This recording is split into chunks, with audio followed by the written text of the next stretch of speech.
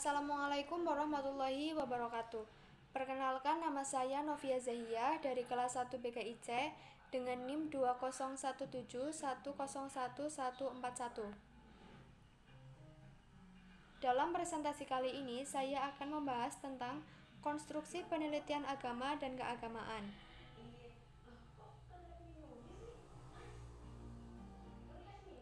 Pengertian konstruksi teori penelitian agama. Konstruksi adalah sejarah yang berlaku dahulu yang masih berkaitan disusun, dipahami, dihayati, dan dicerna. Konstruksi teori adalah susunan atau bangunan dari suatu pendapat asas-asas atau hukuman mengenai sesuatu antara yang satu dan yang lainnya saling berkaitan sehingga membentuk suatu bangunan. Penelitian berasal dari kata teliti, yang artinya cermat dan seksama. Pemeriksaan yang dilakukan secara seksama dan teliti dan dapat pula diartikan sebagai penyelidikan. Tujuan pokok dari kegiatan penelitian adalah mencari kebenaran-kebenaran objektif yang disimpulkan melalui data-data yang terkumpul. Harun Nasution menyebutkan adanya 4 unsur penting yang terdapat dalam agama, yaitu unsur kekuatan gaib yang dapat mengambil bentuk dewa, Tuhan, dan sebagainya.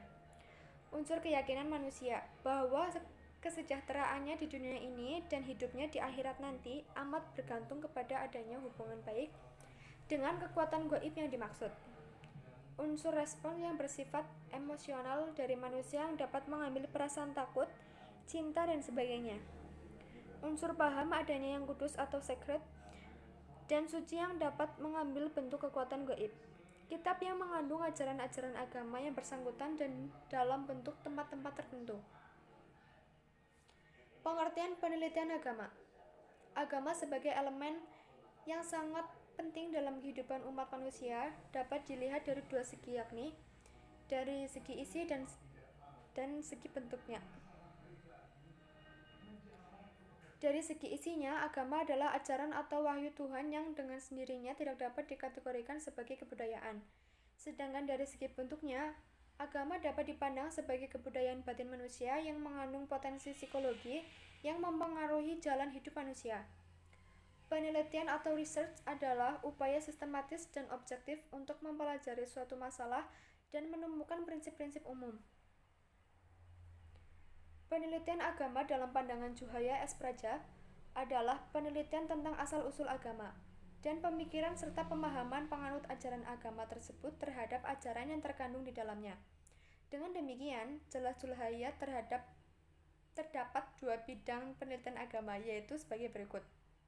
1. Penelitian tentang sumber ajaran agama yang telah melahirkan disiplin ilmu tafsir dan ilmu hadis. 2. Pemikiran dan pemahaman terhadap ajaran yang terkandung dalam sumber ajaran agama itu. Berdasarkan tujuan yang hendak dicapai, penelitian studi Islam dapat dibedakan menjadi 1. Penelitian eksploratif, 2. Penelitian deskriptif, 3. Penelitian eksperimen, 4. Penelitian koresional, 5. Penelitian historis. Pengertian penelitian keagamaan. Penelitian keagamaan adalah penelitian tentang praktik-praktik ajaran agama yang dilakukan oleh manusia secara individual dan kolektif, yang lebih mengutamakan pada agama sebagai sistem atau sistem keagamaan yang sasarannya agama sebagai gejala sosial.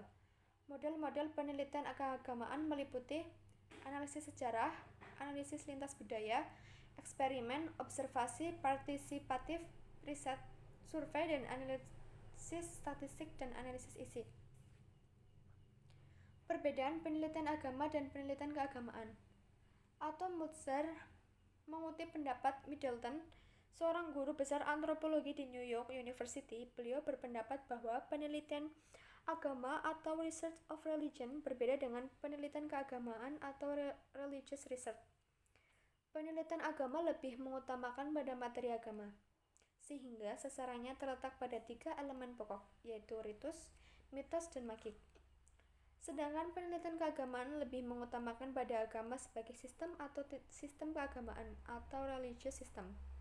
Jadi letak perbedaan antara penelitian agama dengan penelitian keagamaan yaitu pada objek yang diteliti.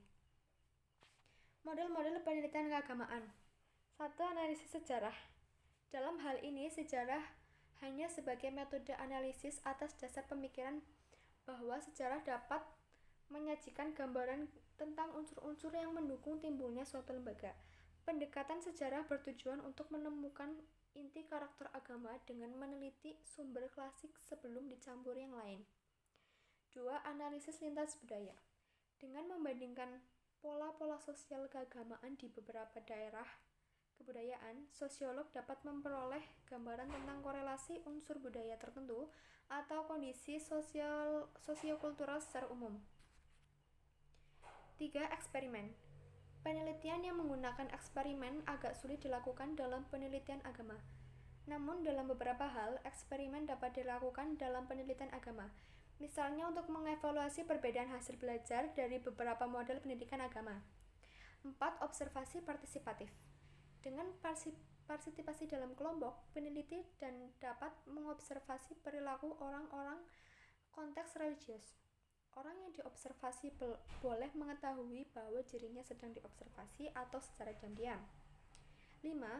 Riset survei dan analisis statistik.